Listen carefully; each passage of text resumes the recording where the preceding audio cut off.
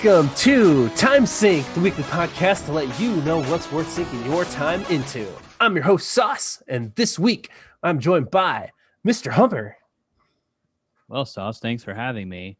I have a feeling we're going to talk about this, but I just wanted to say hello in a different language, one that everybody would understand. You know. Your mic just spiked when you did that too. I did understand that. Thank you. I have been working out.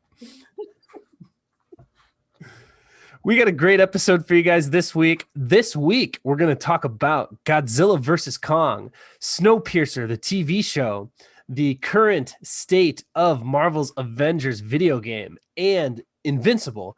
So stick around. But before we get into all that, what do we do here at Time Sync? We rate stuff, not on its quality, but if it's worth your time, on a scale from 1 to 5. If you want a more detailed scale, head on over to timesyncpod.com. You've got our scale there, plus all of our social medias and all of our links to all of our other info. But a 5 is put it at the top of your list. Don't worry about your backlog. Immediately check this out now. And a 1, not worth your time whatsoever. And I like to say that a 3, wait till it's on sale. Wait till there's a deal. And we got a great show for you guys this week. I see what you did there. I see exactly what you did. You're making sure that everybody knows that your original review of Avengers is still intact. I see what you did there. Yeah, and we'll definitely get to that. But let's just start right off with the movie I have been waiting to see all summer. The giant monkey in the room? No, because King Kong is an ape. And you want to know how I know that? My kids listen Planet of the Apes. No, yes, but also my kids listen to a VeggieTales song, and in the song, one of the lyrics is, "If it doesn't have a tail, it's not a monkey. Even if it has a monkey kind of shape, if it doesn't have a tail, it's not a monkey. If it doesn't have a tail, it's not a monkey. It's an ape." And that's how I know. Okay, definitely. Duly noted. I'm looking at a picture of Kong's butt right now. There is no tail. He is an ape. He's thick. He's a thick boy. What's Godzilla then? Is he just Godzilla? I know I've seen like the origin lizard whatnot, but doesn't look like a lizard anymore. It's like a Power Ranger. Like a Power Ranger enemy. I'm pretty sure he's his own thing. An ancient reptilian creature. I could say that. And then now he has a superpower though. Has he always had the super? So I'll be honest with you. I haven't been one who's always been big into the monster movies. Not that I don't dislike them by any means. It's just not something I've always rushed out to watch.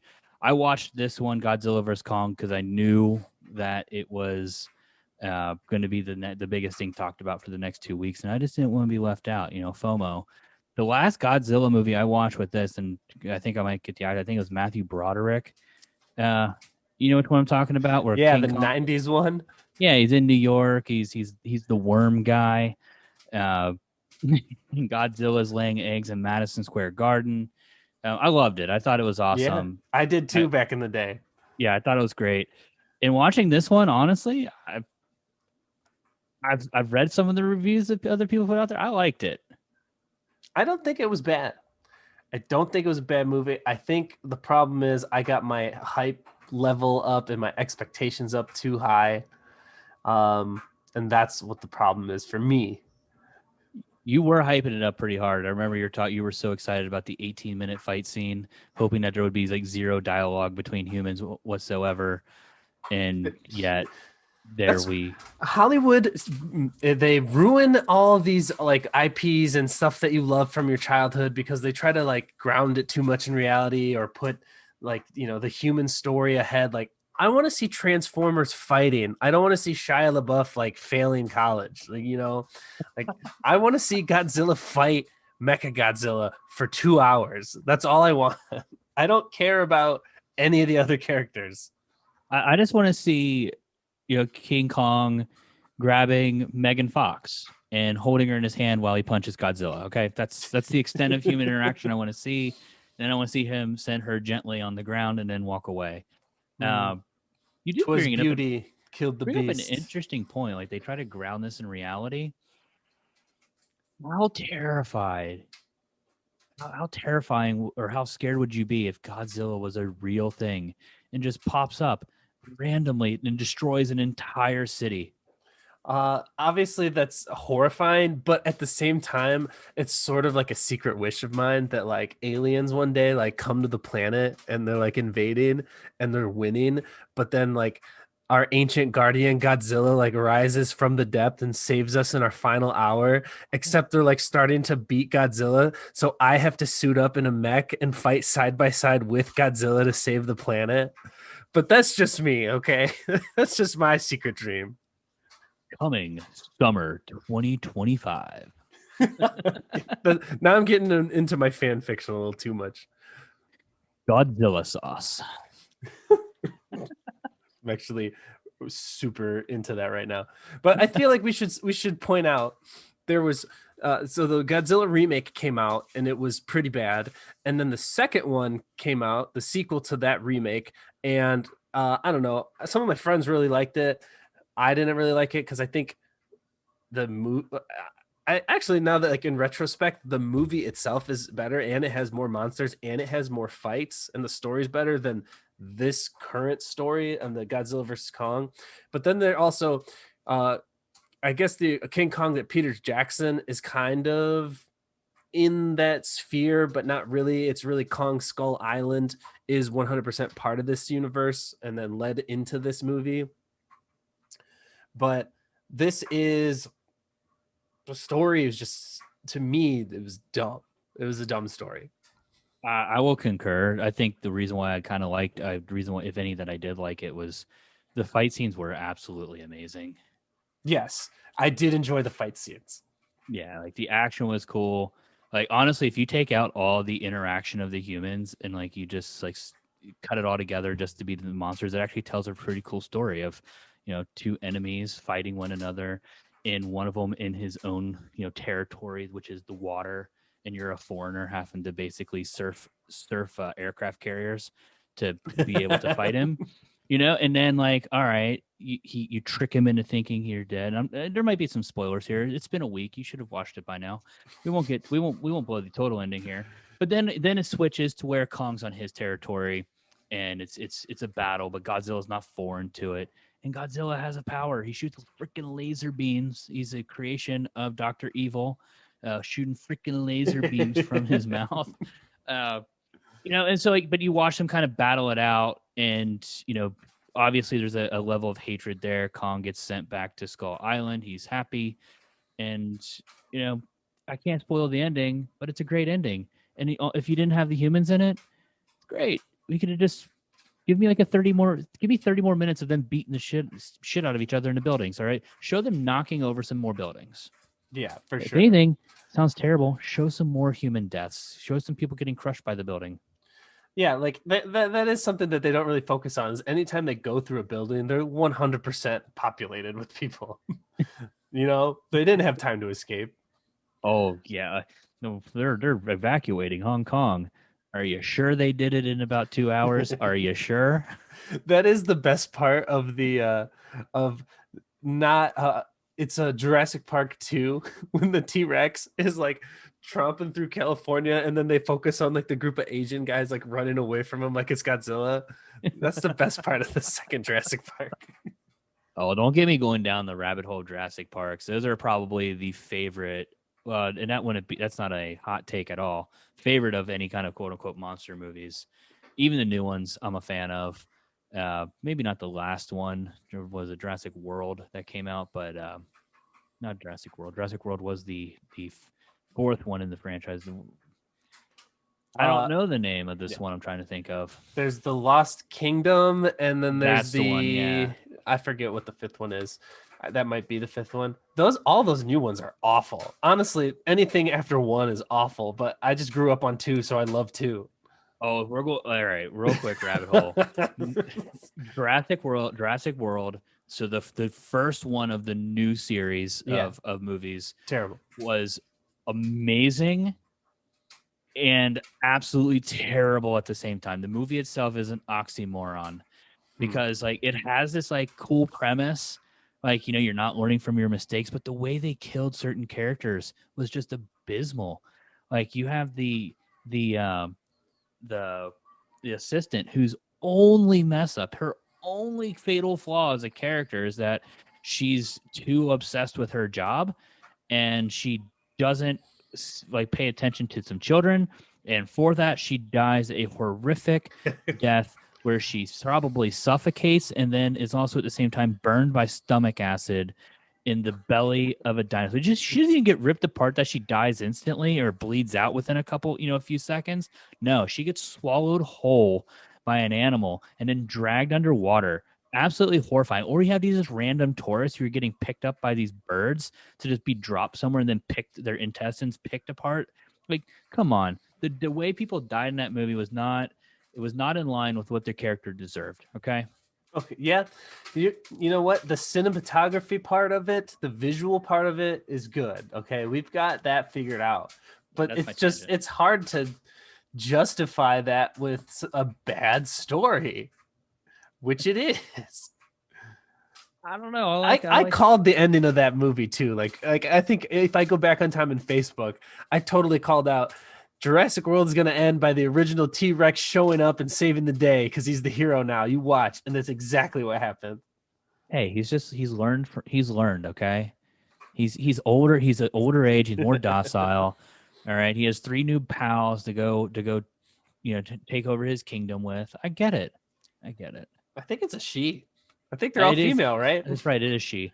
But here's the worst part. He probably gets back to this, like to the States again, into like man-made old buildings. Like, how did I get here again? Like, it's like a nightmare for him. He just keeps waking up. Like, they need to have a Jurassic Park from the perspective of the dinosaurs. It's a living. All right, but back to Kong. Back to Kong, yeah. What was your thoughts on it? Like, what was your favorite part? My favorite part is the end, but that's kind of spoilery, so I won't.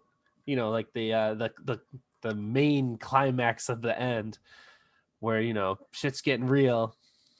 With the end, does it like? Isn't that a weird way to leave it open ended?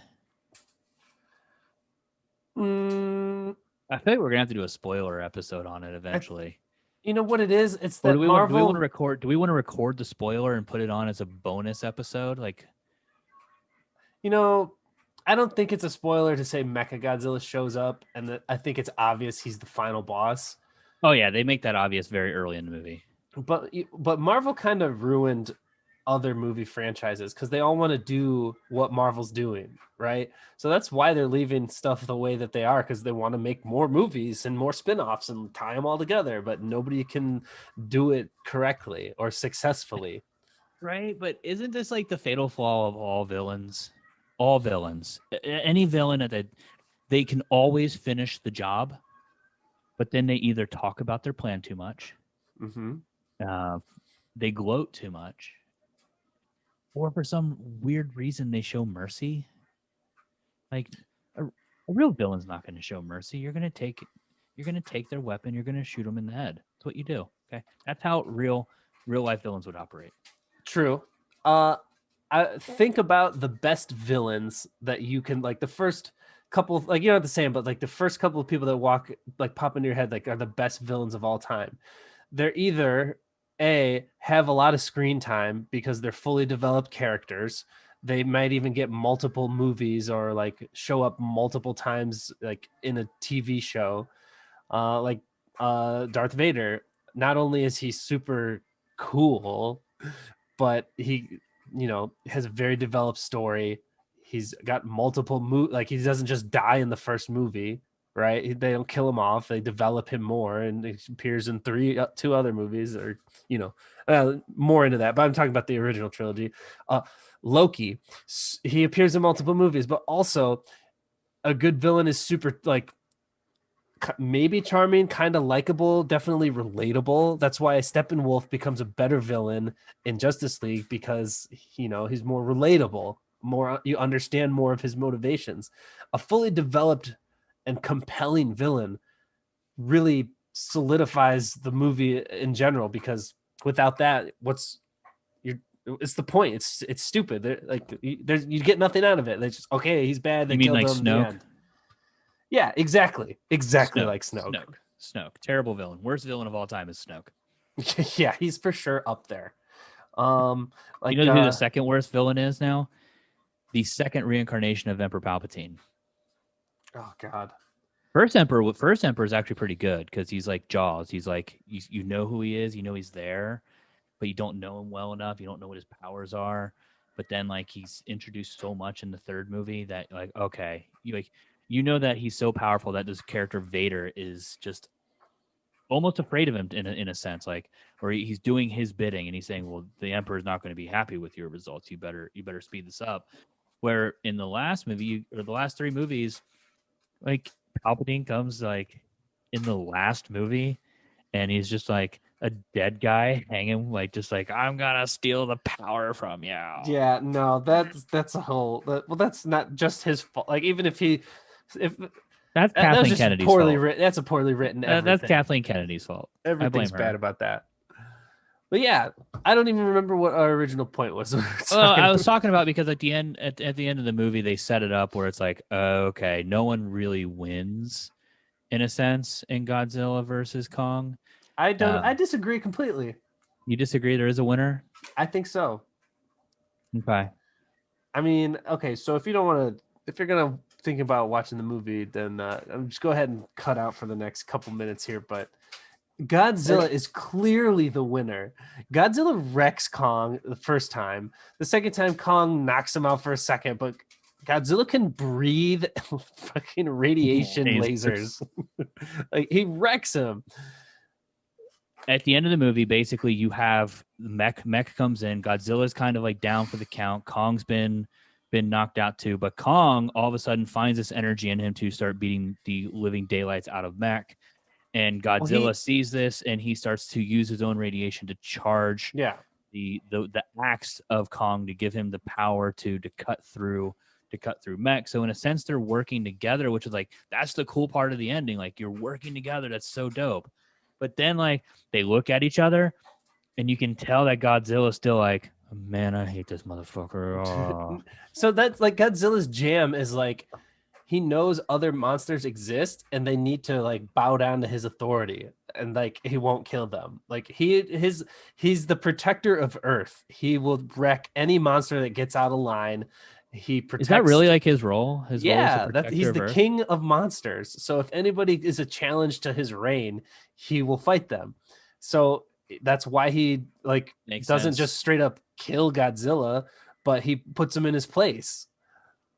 Makes sense why he also goes around and finds the mech. That's the whole thing. He was finding the energy sources. So that makes a ton of sense.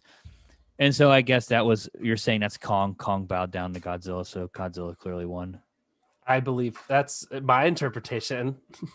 So is this like the end? Is this the end of Godzilla? No, they're making another one. They already talked about Millie Bobby Brown is going to be showing up in the next one. Okay.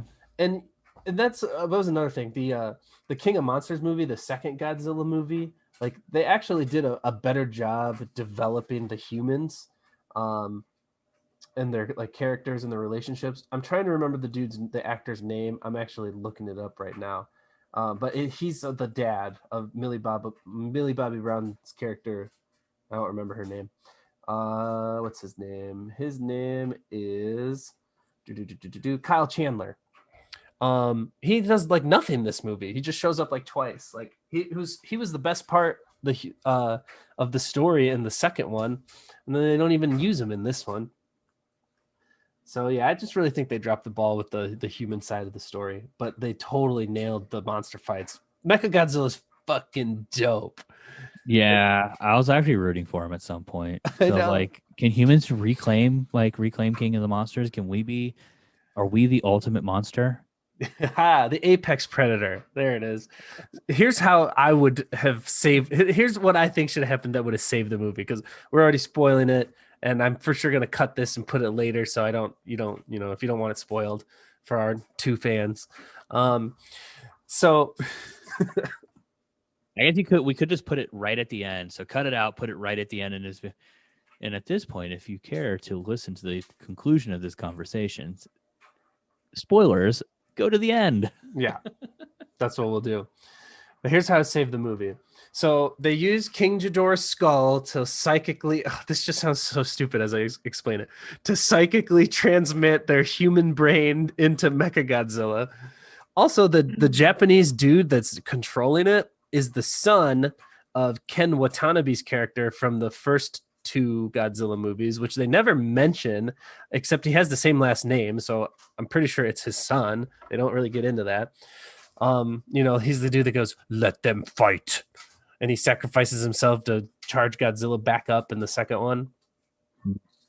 So here's how what they should have done is he's controlling Mechagodzilla, and then he fights Godzilla, and then he's winning, and then Kong comes in, and then they team up, and they finally defeat him. And then the psychic link gets broken, and then the King Ghidorah AI takes over, and now it's controlling Mechagodzilla, and his head splits into multiple heads, and now it's Mecha King Ghidorah Godzilla fights both of them, and then they have to then beat him. And then the fight scene could have been like 30 minutes longer. It would have been way cooler. I think that's how you would have made that movie just totally worth all the crap up to that final battle.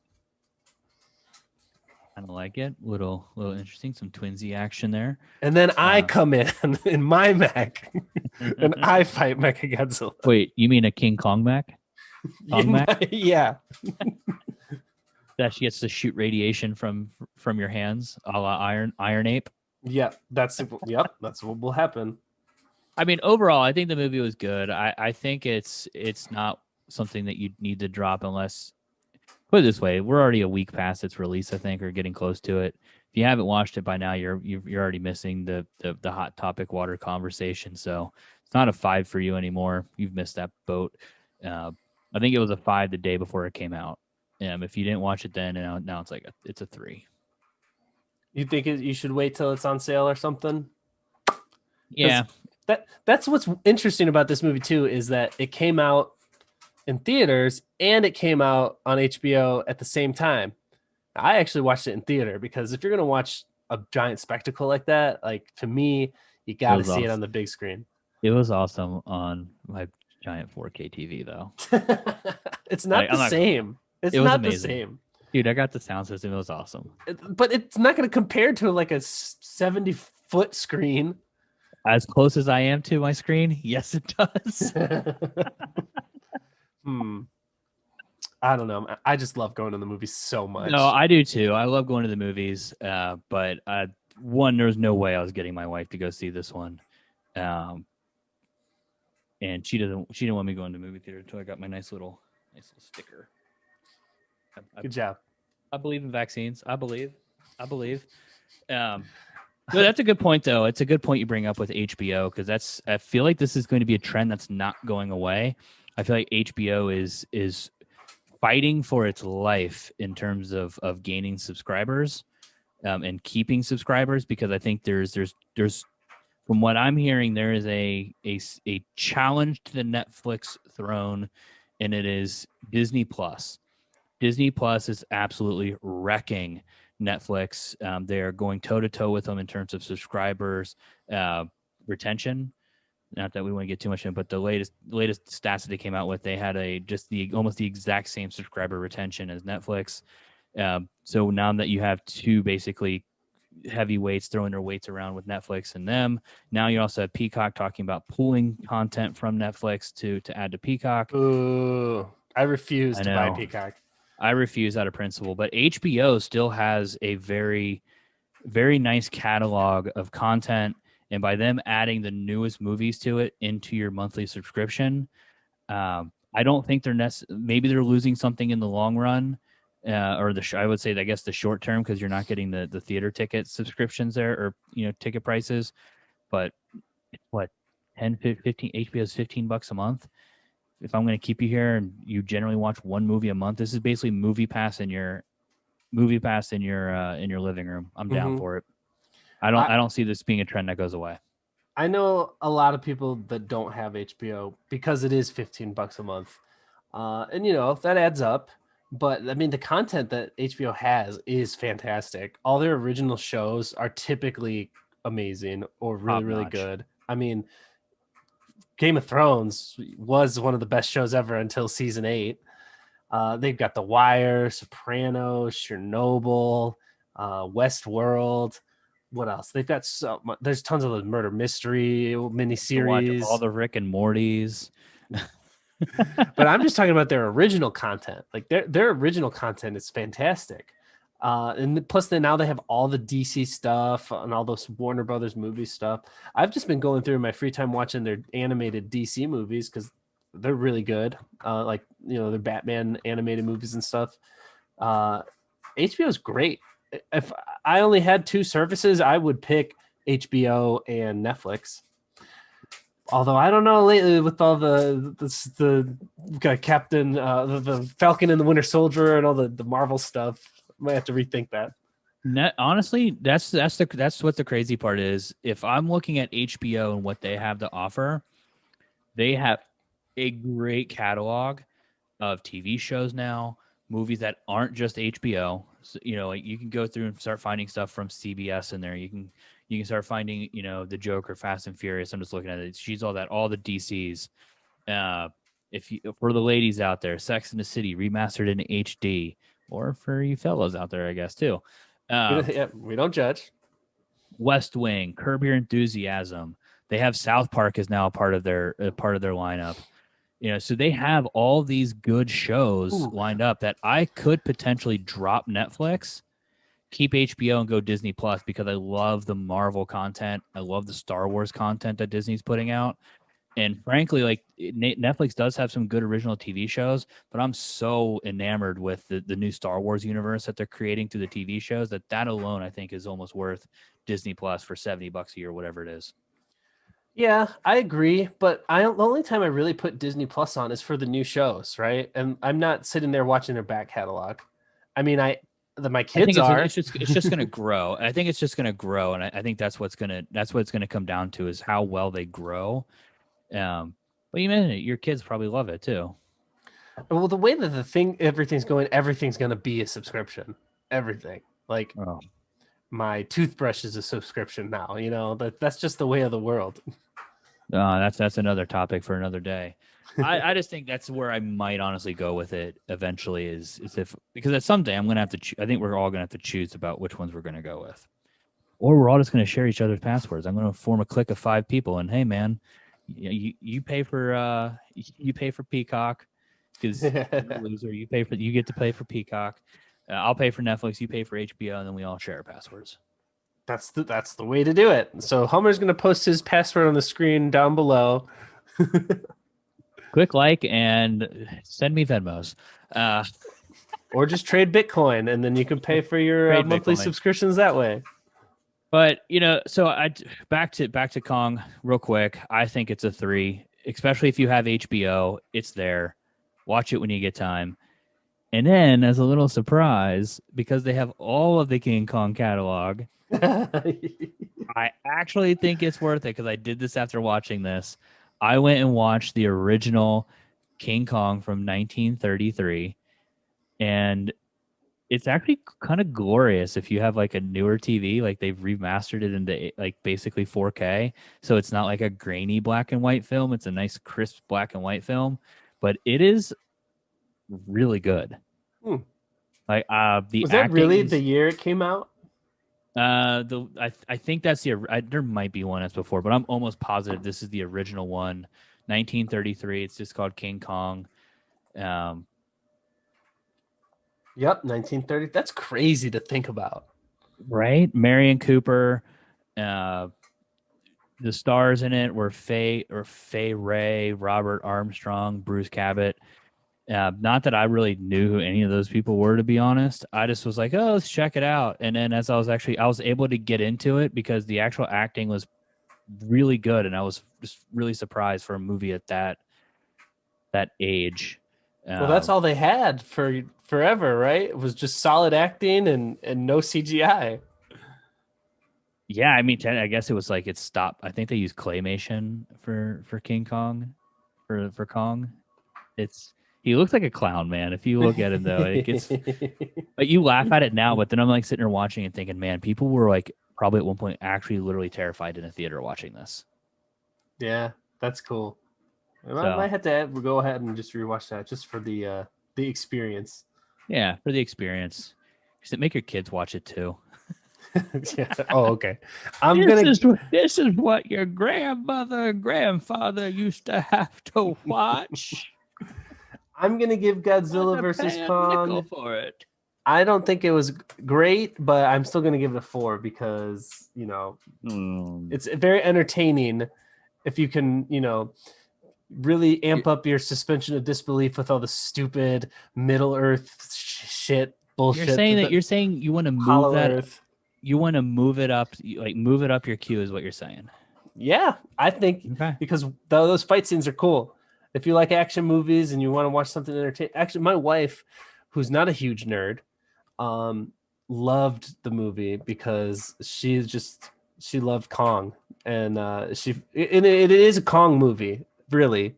Like he's the central focus. He's like kind of like the main protagonist of the movie. It's more his story. And she loved it. She felt for him the whole time. Like she was like getting all nervous and worried whenever he was hurt. It was super cute. All right. Between that and the Snyder Cut, which one you watching first? Oh, Snyder Cut for sure. Okay. But superheroes, that's kind of my jam. I know. We have Kong's a superhero. Yeah. Not as super. It could be. Not as super as Godzilla. Clearly. Okay. So I'm sticking with the 3. You're sticking with the 4. That's good. So what are we on to next? How about more superheroes? All right, let's do it. So, not Avengers game, but there is a TV show. I don't want to give it a full review yet because the TV show is not over yet, but I do want to tell you about it because it's something you should definitely add to your list to check out. It's called Invincible. It's based off of the comic book Invincible. It's animated. It's on Amazon Prime. So if you have an Amazon Prime account, you automatically get all their TV shows. I have like every freaking who doesn't have Amazon Prime? It's crazy to me when you don't. Like, I don't understand. Someone says that, I'm like, this ordered off Amazon. I'm like, I don't have Prime. And I'm like, we're not friends anymore. Can I use yours? No, hell no. So it's based off the comic book by Robert Kirkman, who also wrote The Walking Dead. So the Walking Dead comic is very violent and graphic, and this comic book is a very adult comic book, and so is the show. So the show's animated, but it's not like, it's like very graphic and very adult and very hilarious. The show is very good. It's about a kid who gets his superpowers and the difficult things that he has to deal with, but not like the typical, I'm a kid with superpowers drama. It's just he has to deal with some really fucked up things that I don't want to spoil, because you'll find out after watching the first episode if you're into it or not. But if I tell you any more, it can be a big spoiler. The voice cast is amazing. Let me pull it up on IMDb so I can tell you all the names in this show. I know it's got Jillian Jacobs, who is Britta on Community. Jason Mantzoukas, he's in a bunch of stuff. I know a lot of people know him from The League. Oh my God, he's hysterical. Rafi. Yep, yeah, Rafi from The League. He's Rafi. I didn't even know his real name. I just know him as Rafi. I know. I love him in Brooklyn Nine-Nine. I love him in everything. Yeah. He's hilarious. Sandra Oh, Steve Yeun, who is I think Glenn is his name in Walking Dead. Mark Hamill. Mark Hamill's in it. J.K. Simmons, Seth Rogen, John Hamm. Oh my God, I'm in. I'm gonna check this out. Andrew Rannells, who is he plays one of the main characters in my favorite musical, Book of Mormon. Walter Goggins, he's great. You probably know him from what do you know him from? Have you seen The Hateful Eight? Yes. He is the sheriff in The Hateful Eight. Oh God, I love this guy. Yeah. Zachary Quinto. He's also the a co-vice principal in Vice Principals. Yes, that's him on HBO. Hysterical show.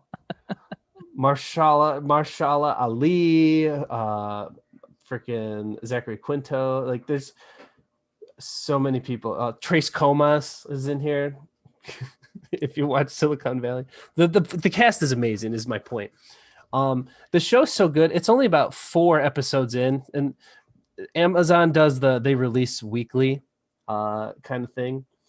And I don't know if there's 9 episodes or 10 episodes that there's gonna be, but so we're almost halfway through right now. The show's so good that I'm like, I gotta read the comic. And I was talking to Tito about it, and he's actually Invincible. That's one of his favorite comics. He actually recommended it to me years ago. I just never got to it. For those of you guys out there who don't know who Tito is, he's this mystical creature who every once in a while likes to pop on the podcast. He's kind of like the Godzilla of Time Sync. He just comes in to save us when we're on the verge of doom and gloom. Does that mean I'm King Kong? Yeah. What are you, Mecha Godzilla? I'm the little girl who can do sign language to you.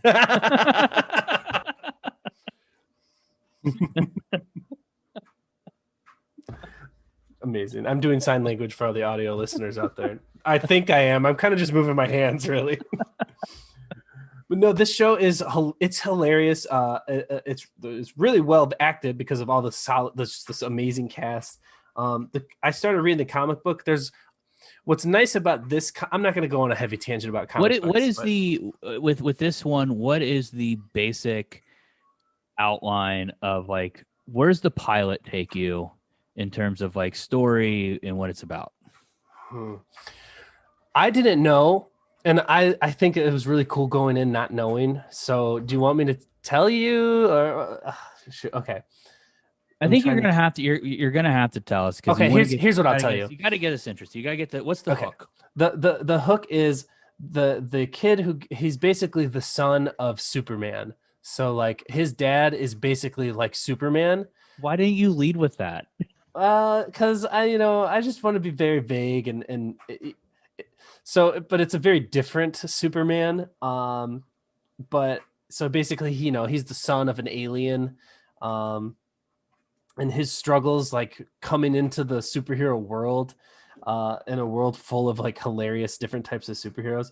The show's very, very good. And it made me want to go and read the comics, and there's 144 of them. And what's nice about the series is that it has a beginning and it has an end, and you don't always get that. Like Spider-Man's been running since the 60s. It's like hard to just jump in, but it's cool because you can actually get in, experience the whole story, and have a satisfying, or I don't know if it's satisfying, but you have a conclusion. So I'm about halfway through the comics. So if you're interested in reading comics at all, there's an app. It's called Comixology. And they have tons of stuff from DC, from Marvel, from this, I think is Image Comics is who makes Invincible. And honestly, you can get a 7-day free trial, and I'm going to read it in 7 days and get out.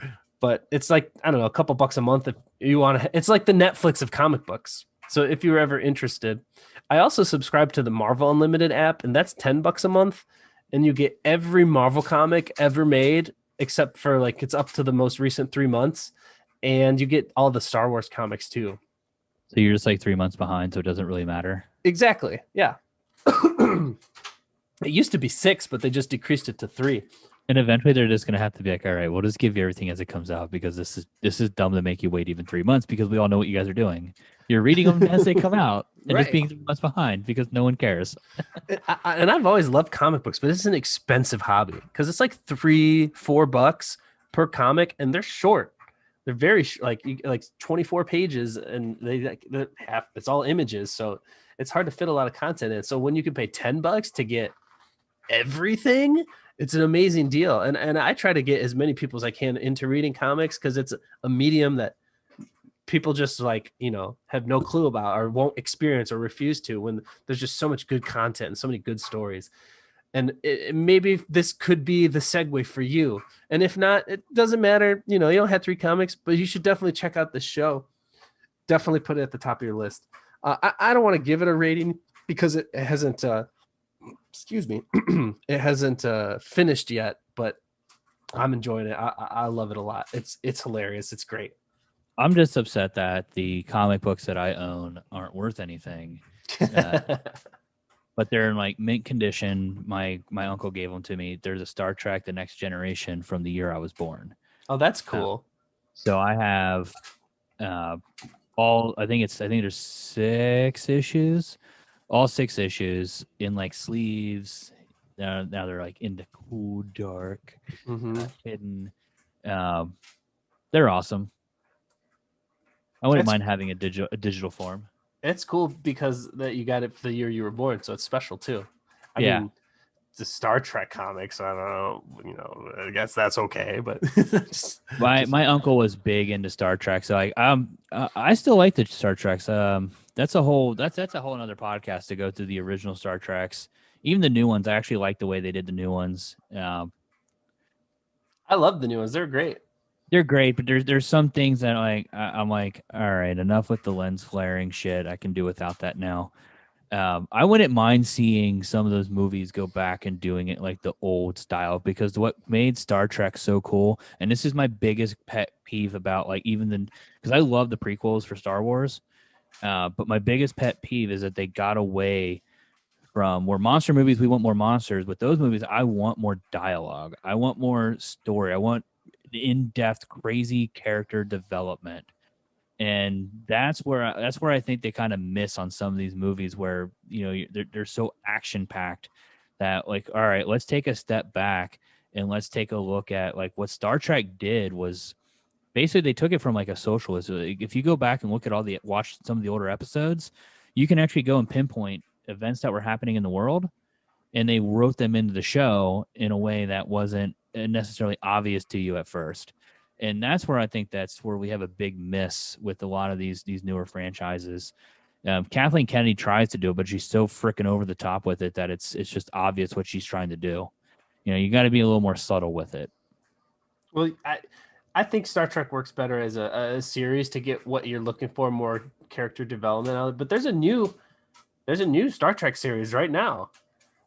Like, I haven't got to pick that up, but like even the new movies, I think did a decent job, because like if you watch the older shows, if you watch in Star Trek, I think is it Beyond, the second one, okay, with Khan, it's an exact reversal of the Wrath of Khan in the original Star Trek movies.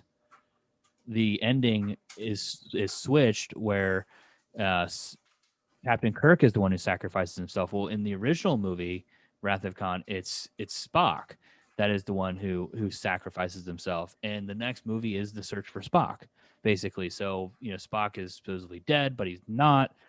Same kind of premise. And I thought that was really cool, and how they did it. Like that was probably the best of the Star Trek movies, was that particular one. Which one?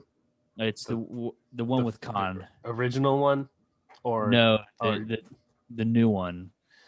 I know we're so off topic there, but that's okay. So I think they did a really good job, like specifically pointing out that our Star Trek is in a different, time, an alternate timeline, and they actually address the original timeline and get the original Leonard Nimoy. Yep. From the original timeline. Like, I think they did a really cool job with that. Like, here's our remake, but it still kind of takes place within the same universe. Like, they nailed that. Oh, 100% they nailed that. I just love how it's like you're in an alternate universe, and quite literally you have an alternate ending to a same problem that existed in the original universe. Yeah, that is cool. The third one was kind of meh for me. The third one in the series, I was just kind of like, okay. But the first two crushed it. And Chris Pines, I think, is just a fantastic Captain Kirk. He's just one of those guys. I don't think you could have cast it better. Yeah, he nailed it.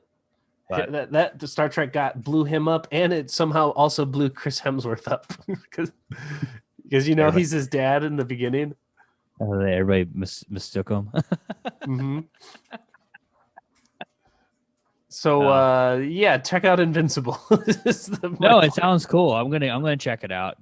You got me I think you'll hooked. like it. I think you'll like it a lot. I do think next time you need a lead with Superman's son. It's just after you watch the first episode, it's the story of Superman's son and the power and the struggles that you go through being Superman's son. You'll watch the first episode and you'll be like, "Oh, this is why he didn't want to say anything." Okay. I'll report back next week. I'll watch one. All right, so I guess we'll move on then to what I'm reviewing here. And guys, I apologize. I've already done the movie. I forget what I gave the movie. Snowpiercer. And honestly, I don't even think the movie was my favorite. And I don't know why I started watching Snowpiercer, the TV show, after watching the movie. Jennifer Connelly. No, I actually think it was Daveed Diggs. Also great. Oh, yeah. Well, I was like, hey, I know that guy. He's the guy who plays Thomas Jefferson in Hamilton. And if you were a listener to the show, you know my feelings about Hamilton, the greatest show on earth. It's a 5 out of 5, 6. If you haven't watched it yet, you're not American. All right. You live in Canada. You live in Northern Canada. You don't have the internet. You're a terrible person. Oof. Yeah, I know. It's rough. That being said, no, I started watching because it had Daveed Diggs. I was like, all right, let's see. I've never actually seen him anything other than Hamilton. Let's see what it's about. We started getting into it. It was a little weirdish at first. But honestly, it's probably one of the first like true sci-fi TV shows that I've actually gotten my wife to watch. And she's gotten into it as well. And I think it just has to do with the whole premise of the movie is like you're basically in a dystopian society where you're on a train because the earth is frozen over, and you're the last remnants of human. There are no other humans on the planet for season 1, and it's basically going through like the trial, like almost like a knock on capitalism, if you would, where you have the first class car where they eat caviar and they have nice steaks for dinner every night, and they don't have to work. And then you have second class, which is kind of the same, just not as nice. Then you have third class, people have to work, and they're the ones who are they run the train, they do the engineering, they grow your crops. Then you have the stowaways, the people that they just couldn't leave back when the earth was freezing in the tail. And they're just it's a terrible life back there. Where they at one point they talk about how there was cannibalism because there wasn't enough food, so they were eating their own. And every once in a while, there's these revolutions that they talk about where the tail is trying to overthrow the train. And the whole premise of the show is following Daveed Diggs, who comes to be the de facto leader. But he's an ex detective. There's a murder on the train. They bring him up to investigate the murder. And then he kind of goes through like his journey to leading a revolution. And it turns out it's a show that it does get you on the edge of your seat. It reminds me, not in terms of like story, but in terms of like production quality, Battlestar Galactica. I love Battlestar season 1 and 2. Season 3 and 4 are bad. Exactly. I love it. But from a production quality standpoint, it's like cheesy graphics, it's like, okay, but good enough. It's good enough. It's on a budget, mm-hmm. right? The budget's not that crazy. It's not Game of Thrones budget. Mm-hmm. But it's just good enough. In the way they develop the characters is actually, I think, really good. The character arcs, I think, are also what keeps you invested in the show, because there's a lot of like you got to disengage yourself a little bit from the actual premise of it. Like, all right, why the fuck are you on a train? Like, why didn't you just like, right? The Earth is like, the atmosphere is cold, but I've heard of geothermal heating properties of the Earth. Why wouldn't you just burrow underground? Why ride a train around forever and risk derailing and stuff? Either way, once you detach yourself from that aspect of it, the show, I think, is really good. And it's one of those shows, though, I'm not like, as much as I'm talking about that I like it, I think you'll be surprised with the rating. I'm honestly only kind of going to give it the same as I gave the Great British Baking Show. I think I gave that a 2. I'm going to give this a 2 because this is not a show that I think that you should bump up if you have shows that you're watching. This is, all right, all the shows that you've watched are on a break. So like you were watching, how we picked it up, if we were watching This Is Us. That's one of the ones we watch on a regular basis. WandaVision. I was waiting for those those were coming out weekly. Mandalorian. You have these shows that are coming out weekly. All of a sudden, you're caught up. They're on a break. You're looking for something new. This is a good show to maybe check out. Pick it up, but don't bump it up over anything. I'd say you pick it up and check it out. There's a couple. It'll keep you entertained. Is it a lot different than the movie then? So it's like story completely different. Completely different universe. 100. Oh, really? Well, yeah, it's a different universe. It's completely different than the movie, which is why I ended up because I hated the movie. I thought the movie was terrible. Completely different story than the movie. Like, honestly, completely different. It is about the tail trying to overtake the train, but it's different. Like there's obviously more than one season. So if you go and Google it, there's 2 seasons to it. The first one is on, I think I watched it on Netflix. The second one is on TNT. It is concluded. I think they do have a 3rd season lined up. So it is starting to gain a little bit more traction. And I think the story is getting more, pun intended. Yeah, pun unintended. And well, it's about to get even worse. Or no, I already said it. It's gaining more traction. And the story actually gets more believable as you go on. Okay. I don't know. Like, it's already unbelievable. All of a sudden, you're like, "Oh, that's cool." Yeah. But yeah, I wouldn't drop what you're watching. I'd wait till you finish what you're currently watching. You don't have anything else. Pick this up. It's worth it. Did you know that the Snowpiercer was originally a graphic novel? I did. Oh, you did? Okay. So, yeah, all great things typically start off, as a graphic novel or a comic book. Yeah. Well, it also helps too that you can binge this, so it's pretty bingeable. And then once you finish it, season 2 is right there; it's ready to go. So you get a lot of content out of it from a binging perspective. Okay, yeah, you've not convinced me to check it out. I always said it's weird. It's a weird show. That's why I had to give it a 2. It's not something that you should just like. How is Daveed Diggs in it though? Dude, he's awesome. He's awesome. Actually, I think Jennifer, you actually did hit it. You should be watching it for Jennifer Connelly. She actually crushes in this. And then, oh man, how am I forgetting the most important part? Who the heck is he? Who is the king who gets his head chopped off in like episode 1 of Game of Thrones? Season 1. Ned Stark, Sean Bean? Yeah, Ned Stark. Ned Stark. Who plays him? Sean Bean. Sean Bean. He's in this. Does he die? Because that's kind of what he does in everything he's in. Nah, if he did, I haven't found out yet. Oh my God. Yeah. Think of anything that he's in and he usually dies in it, Lord of the Rings, Black Death, Goldeneye. Yeah, no, he's not dead in this. So he comes in. I can't ruin it. Don't ruin it. Actually, ruin it because who's gonna watch it? No, don't ruin it. He comes in. He's amazing. Just know that if you're gonna watch it, he's amazing. I'm slightly more inclined. Now that he's the reason. Bean's in it. He's the reason why you watch season 1 to get the season 2. You watch season 1 to get the season 2, and you get beautiful hours of content from Sean Bean. Interesting. You want to know a fun fact about Jennifer Connelly? Yes. So Jennifer Connelly is married to Paul Bettany. Paul Bettany does the voice of Jarvis in Iron Man and also ends up becoming the Vision, the same actor. But Jennifer Connelly is the voice of Friday, who is the AI that replaces Jarvis when he turns into the Vision. Oh, that is an interesting fact. Yeah, so both of his AIs are married to each other. Wonder if that was intentional. So you remember in Endgame when something's entered the upper atmosphere? That's my terrible Irish accent. That's her.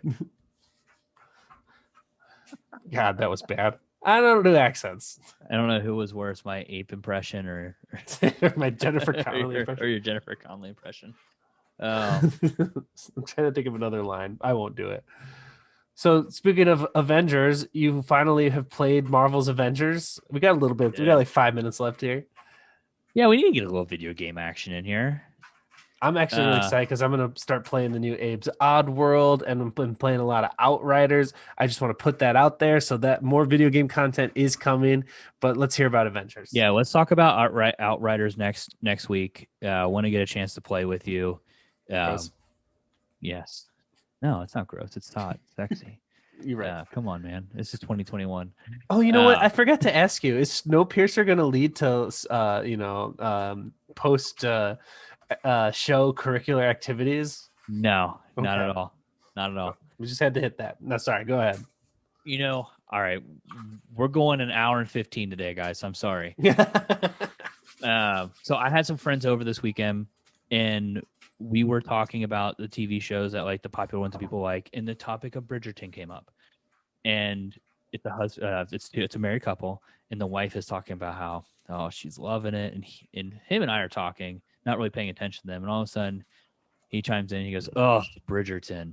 Oh, I couldn't get into that show, but I tell you what, Corey was watching it, and I woke up in the middle of her watching an episode, and we watched it for about 5 minutes, and then I had a lot of fun. So she can keep watching that show all she wants." It does have that factor. It does have the you get it factor. We need to come up with like a good name for that. Well, it'll come naturally next time I find a show that does that to us. One that's not on Pornhub. But back to Marvel's Avengers. I'm glad you brought it up because we already talked about how you gave yourself a little hedge at the beginning of the show, because I think your initial assessment was wrong. I think you should have had me buy this game a long time ago. I think it's amazing. The only before I get into any critiques, my worst critique, I'm just going to get it out of the way, because I know you're a major Xbox, PlayStation mainly gamer, and lately I've switched and converted to PC. I am very, very upset that this is a game that is not crossplay from PC to console, in particular because there is no advantage a PC player would necessarily get from playing this game crossplay or playing against someone on PC. So I'm very upset that that's not something that they've decided to integrate, especially in today's world when it's easier than ever. And the player base is so freaking low and small that you need as many players to gravitate towards as possible. That being said, I did grab the game because it was 50% off for PC, not on Xbox or PlayStation yet, but I got it for $30. And what got me to it is I saw a little ad about it, how they finally redid the textures on it, so they brought it up to the next gen standards, if you would. And that was my biggest complaint when I first did the demo. I'm like, oh, this thing looks like it's not finished yet. It looks like it's terrible. It looks like they used crayons. They were eating crayons before they were finishing this. But they did redo the textures, and it actually looks like a next gen game now. It looks awesome. It looks amazing. There's hardly any bugs to it. In the story, though, the story mode is awesome. I'm absolutely loving the campaign, and I haven't played any multiplayer yet. I haven't dug into it. I've only been playing solo, and I've probably put a good 20 hours into the game so far, and I'm so pumped because they're starting to come out with more DLC packs to it, and all the DLC packs are included, so you're not paying extra for it, which is another cool thing, kind of similar to what they're doing with. I think it's like a thank you for sticking with us the way they're doing it with Cyberpunk. Please stick with us. I think that's really what it is. It's like you got to get people re-engaged because the player base fell so low. I want to say on Steam it was literally like 1,000 people playing the game. Like that low? That's crazy. It's that crazy, and that was the biggest. That's where that big complaint came in, is that a lot of the PC players dipped on the game because they couldn't play with their console because that's where the bigger player base was. So it's just so crazy low on PC, but the game is amazing. I would recommend anybody. I'm gonna say, God dang it, I'm gonna fall into the trap here. I'm gonna give the same damn review as I knew it. It's so hard for me to tell you to pay $60 for the game. Don't. God dang it, I am going to give the same dang review. Yes. Don't buy the game if you're like, you have to be a Marvel fan in general. Like, you've had to have watched every movie. You have to understand like and love the movies, but at the same time understand that this is actually, in my opinion, I don't think it exists in the same universe. This seems like a story mode or a storyline in particular, that it's like a branch off of a different time zone. One of the time stone was taken from this one, and this is where it exists because some things don't make sense. For instance, spoiler alert: Hank Pym in the game is a young man in the 21st century. It's not an old Hank with Ant-Man being played by Paul Rudd. It's not like that at all. So it's clearly a different, different characters being introduced to the story. Uh, in that kind of sense. Bruce also has once again some weird issues with the Hulk, which is cool. But honestly, Miss Marvel Is awesome. she needs to be introduced to in a movie. She's getting her own TV show. They're already filming it. Cool. She is awesome. Love playing with her. Not in that way, but she is just an amazing character for the game. Her story, her like backstory is cool. Like, if you're going to play the game, her backstory starts off. They're on, I think is it the JFK, or no? It's the USS Ronald Reagan. I think is what it is. I don't remember. It's in New York. I think it's in New York Harbor. It's the aircraft carrier, which I think they're in San Francisco. They're in San Francisco. The whole Golden Gate Bridge is the first level. That's how I know that. Yeah, they're in JFK. It's in San Francisco. It's in some aircraft carrier. It could be JFK. It could be Ronald Reagan. It could be. It's just an aircraft carrier. Don't worry about it. Don't worry about what I just said. It's the Goonies. It's the Goonies. But either way, she basically was like on a contest for writing a comic book, and then she gets to meet all these heroes, and then blah blah blah, gets attacked. But it's a good story. I'd check it out, especially if you get it for 30% off. From a PC perspective, if you're playing it, you don't really need that strong of a PC, in my opinion. You can get away with if you have a good mid-range system. But apparently it's running really well on the Xbox Series X now. It's running really well on the PS4, PS5, Xbox One X. Because you started yelling at me how I undersold the game to you, and when you started playing it, I was like, well, the new update came out, I'll try it out. And I'm playing it on a One X, and it's choppy for me. It's still kind of like the frame rate bugs out. It kind of like lags a little bit. I'm not even playing with other people, and it's almost hard to get through. And for me, it's the same problem. The gameplay isn't as enjoyable, like the fighting, outside just experiencing the story. So I was like, I don't know how much I want to play through this to get the new Hawkeye expansion story. But don't play it. So don't get it till you get a Series X. Don't get it till you get a PS5. That's the answer, huh? It's funny. I think we're running into that because when Brad was like, and now that he's not on this episode, I can say this. Cyberpunk, when anybody talks about it on anything other than a Series X or a PS5, and they're willing to put up with like graphics falling out, or like just knowing how the game is designed to be, seeing it on a Series X, seeing it on a PC. Not only that, a PC with ray tracing hardware, the way it's meant to be played. I couldn't imagine playing a game like that where it's just like, last 7 years ago's hardware. I couldn't imagine it. So I'm guessing that's where this game is actually at, because when they did this latest update, it had a bunch of texture packs to it. So it added a whole lot more power to what you need for it. So either way, story's good. Good. The story is really good. And really, you're just making points that people just need to read more comic books. Yeah. Because you're right. It does take place. Like, that's what's cool about Marvel, is that there's so many, like, they have their main like timeline. It's called Earth 616. And then they come up with so many different variations and alternate timelines, and then write a bunch of stories in those alternate Earths that are so cool. So like the movie universe is a different timeline too. That's because in the main like comic book timeline, Hank Pym is a young man, like, and he fights with the Avengers, and he was one of the original Avengers when he's Ant-Man. So yeah, the movies changed it to work on and do whatever they want in the movies, but Marvel has a really cool established alternate timelines that are almost just as popular as the main timeline. That's where Miles Morales comes from. Everybody loves Miles Morales. And that's why I'm very excited for the new Loki show coming out. Oh, yeah.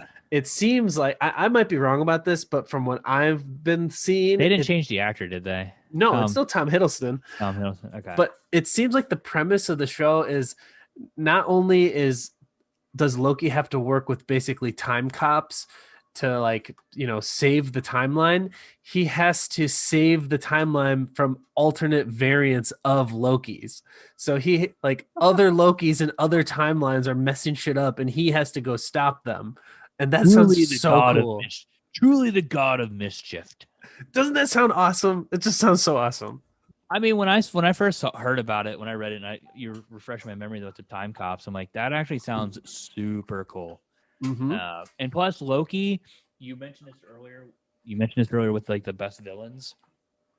Loki is totally one of the best villains of all time. Yeah. Not that he's most successful villain by any means. He's just one of the best because you like him. Mm-hmm. You don't like him, then you like him again, and then you're just like, you know what? I love you, dude. I love you. I don't care what you do. I don't care. I don't care what you do. We know you're gonna betray Thor. It's okay. We love you. So see, at this point, he's more of an anti-hero than just like a true villain. Like Thanos, that's just straight up villain. But the reason he's such a good villain is because they make him compelling. They develop his character. You can kind of understand where he's coming from. It's like sometimes you almost do want to see him wipe out half the universe because he's making these points. But yeah, he's nowhere near as long as we're in the half. All right. I guess we're in Marvel. We're in Avengers. We have not talked WandaVision at all, so I'm going to tee up next week's episode. Okay. Because we have to talk WandaVision, because the biggest thing that throws me for WandaVision is how they kind of bring in a little bit of the chaos that happens with the unsnap. Right? We'll definitely dive into this. We'll talk about Outriders. We'll talk about Falcon and the Winter Soldier. Talk about WandaVision next week. So that's all we got time for you guys this week. Thanks for sticking around. Make sure you go to timesyncpod.com. Leave us a comment. Let us know what you think. Let us know what you want us to check out. And hit us up on social media. And we will see you guys next week.